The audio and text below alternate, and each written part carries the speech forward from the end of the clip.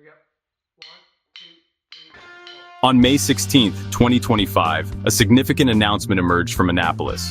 Governor Wes Moore declared his intention to veto the Maryland Reparations Commission bill. This decision, concerning Senate Bill 587, immediately sparked widespread discussion and debate across the state. For many, the veto was an unexpected turn, particularly given the historical context and the governor's own background. The bill represented a step towards acknowledging and studying the long-term effects of slavery and systemic discrimination. The governor's choice to reject this measure has placed Maryland at a crucial juncture in its approach to rectifying historical injustices. The ripples of this decision are likely to be felt for a considerable time, shaping future dialogues. The Maryland Reparations Commission Bill, SB 587, was not a radical piece of legislation demanding immediate financial payouts.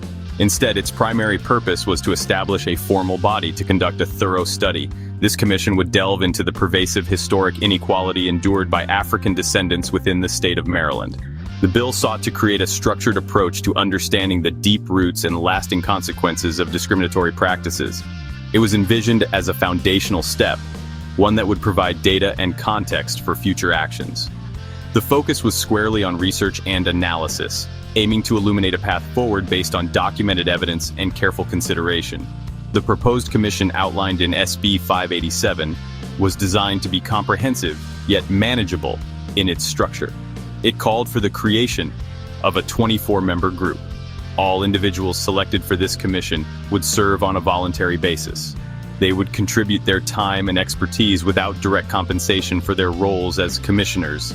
This diverse body would be entrusted with a critical and solemn task to meticulously assess specific federal, state, and local policies. The time frame for this extensive examination was clearly defined within the bill, focusing intently on the period from 1877 to 1965. This era notably encompasses the difficult years following Reconstruction in the entirety of the Jim Crow period, a time of legally codified racial segregation and pervasive discrimination. The scope of the commission's investigation was intended to be broad and deep, leaving no stone unturned. It was mandated to scrutinize how various policies enacted over generations led directly to significant economic disparities based on race. Key areas of focus included discriminatory housing practices, which limited where Black families could live and build wealth. The impact of segregation on communities and access to resources was another critical area. Furthermore, the commission would examine the damaging, long-term effects of redlining, restrictive covenants that explicitly barred Black residents from certain neighborhoods, and an analysis of how tax policies may have perpetuated or exacerbated inequality were also central to its mandate. A crucial aspect of the study was to also investigate how public and private institutions might have benefited financially or otherwise from these discriminatory systems. Governor Wes Moore provided a clear rationale for his decision to veto SB 587, grounding his explanation in current fiscal realities. He primarily cited financial considerations, pointing to the present state of Maryland's budget as a key factor influencing his choice. In his official communication regarding the veto, the governor emphasized the necessity of carefully scrutinizing bills that create expensive and labor-intensive studies. He suggested that while such studies can often serve as an initial important step towards addressing complex societal issues, they have, in his view, evolved into a significant fiscal and staff burden for the state government to bear.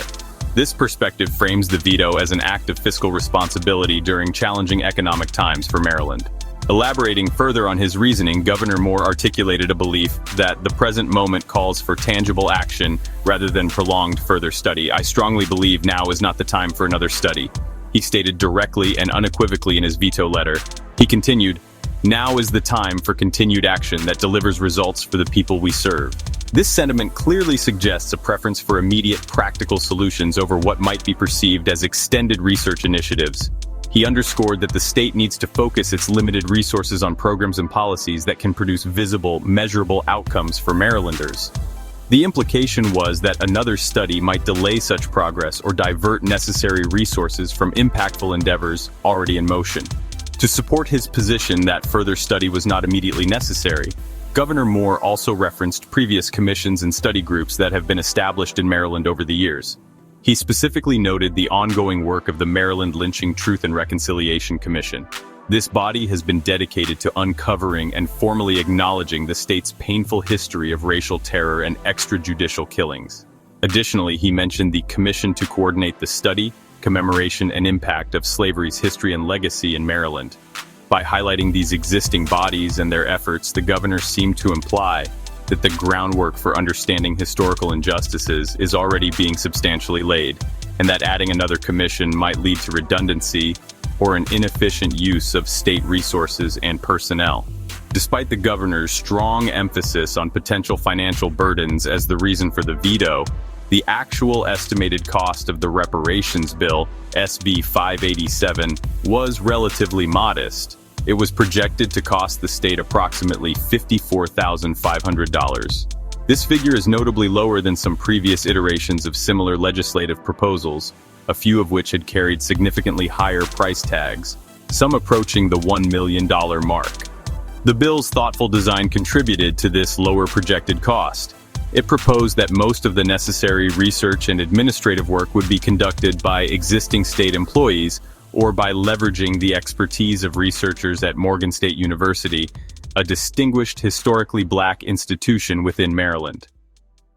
This specific financial context inherently raises questions about whether the fiscal argument was the sole or even primary driver behind the controversial veto decision.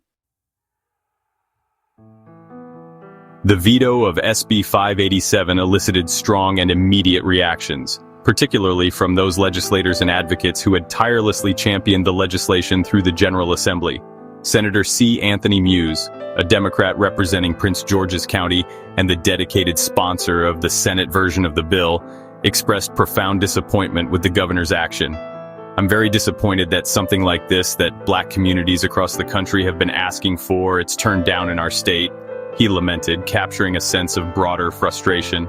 Senator Muse specifically questioned the logic of vetoing a bill that was purely for study purposes, emphasizing it's not as though it was going to do something immediately, it's a study. His comments underscored the advocates' view of the bill as an essential, non-threatening first step. House Speaker Adrienne A. Jones, a highly respected Democrat from Baltimore County and a powerful figure in Maryland politics, also weighed in on Governor Moore's decision. While her statement did not directly criticize the veto itself, she took the opportunity to reaffirm her unwavering commitment to addressing the state's historical wrongs and their lingering effects. "Reconciling the pain and injustice of the past is our moral obligation and essential to progress," Speaker Jones stated powerfully, highlighting the ethical imperative. She spoke of her personal understanding of these deep-seated historical injustices and pledged to continue righting historical inequities, adding with firm resolve that the work is not done. Her words suggest an ongoing dedication within the legislative leadership to pursue avenues for restorative justice, even in the face of this particular setback. The Legislative Black Caucus of Maryland issued a formal statement that conveyed their collective deep disappointment with Governor Moore's action to veto the reparations study bill. Their criticism was particularly pointed, stating instead, the state's first black governor chose to block this historic legislation that would have moved the state toward directly repairing the harm of enslavement. This statement clearly highlights the particular significance and perhaps the heightened expectation that had been placed upon Governor Moore in this specific context, given his historic position. The caucus also signaled that the fight for this legislation might not be entirely over, asserting that the legislature will have a final say, a clear and direct reference to the constitutional possibility of attempting to override the governor's veto when lawmakers next reconvene. However, Governor Moore's decision to veto the reparations study bill did find some pockets of public support from individuals who shared his perspective on the matter. Larry Gibson, a respected legal scholar retiring from his long tenure at the University of Maryland, Francis Carey School of Law, publicly agreed with the governor's assessment that another study is not the most pressing need at this juncture. Gibson argued for real progress done now, suggesting that existing advocacy groups, which are already deeply focused on critical areas such as housing inequality, law enforcement reform, and educational disparities, are better positioned to provide and implement tangible solutions. He further posited that some of these necessary solutions might not even require new legislative approval, implying that direct, focused action could prove more effective than further academic examination. Maryland's serious consideration of a reparations study bill had placed it among a small but growing number of states actively grappling with this complex and historically charged issue. States such as California, Illinois, New York, and Colorado have all taken legislative steps to study reparations, or have established formal commissions tasked with exploring the enduring legacy of slavery and systemic discrimination within their borders. Advocates for SB 587 had ardently hoped that Maryland would firmly join this cohort of pioneering states. Indeed, just a week prior to the veto announcement, these advocates had rallied passionately, urging Governor Moore to sign the bill into law. His ultimate decision to veto the measure now distinguishes Maryland's current path from these other states, at least for the immediate future, and inevitably adds a new complex dimension to the broader national discourse on racial justice and historical atonement. It is crucial to understand the precise scope and intent of the vetoed bill, SB 587. The legislation was not a mandate for the immediate disbursement of financial reparations, nor did it establish specific new support programs out of hand. Its core, clearly defined objective was to authorize a comprehensive, state-sanctioned study and the subsequent development of well-researched recommendations based on that study's findings. The bill meticulously stipulated that the proposed commission would produce a preliminary report detailing these recommendations by January 1, 2027. This would be followed by a final, more comprehensive report due by November 1, 2027. These recommendations could have encompassed a wide array of potential actions, including formal statements of apology from the state, proposals for monetary compensation, enhanced social service assistance for affected communities, targeted business incentives, or increased support for childcare costs. The governor's veto of SB 587 has inevitably ignited further discussions about the balance of power between the executive and legislative branches in Maryland, and about the next potential steps for the legislature regarding this specific bill. Following the announcement of the veto, lawmakers who supported the bill were already reported to be engaged in discussions about the potential for attempting a veto override. A spokesperson for Senate President Bill Ferguson officially indicated that the Senate would closely evaluate each veto, including the one for SB 587, to determine possible future action. This careful evaluation sets the stage for a potential confrontation, where a supermajority vote in both the House and Senate would be required to enact the bill into law despite the governor's clearly stated objections, a challenging, though not insurmountable, legislative hurdle. Governor Wes Moore's veto of the Maryland Reparations Commission bill carries significant and far-reaching implications, extending well beyond the immediate legislative outcome within the state. This decision compels a deeper, perhaps more urgent reflection on how Maryland will choose to confront its complex history of racial injustice, and what methods it deems most appropriate and effective for seeking redress and reconciliation. Nationally, the veto by Maryland's first black governor of a bill designed to study reparations will undoubtedly be closely analyzed and widely debated. It could potentially influence similar initiatives currently underway or being contemplated in other states. Ultimately, it sharpens the ongoing critical conversation about the most effective path forward, whether extensive, detailed study must always precede substantive action, or if the profound urgency of the situation demands more immediate, direct interventions to address long-standing and deeply embedded inequities.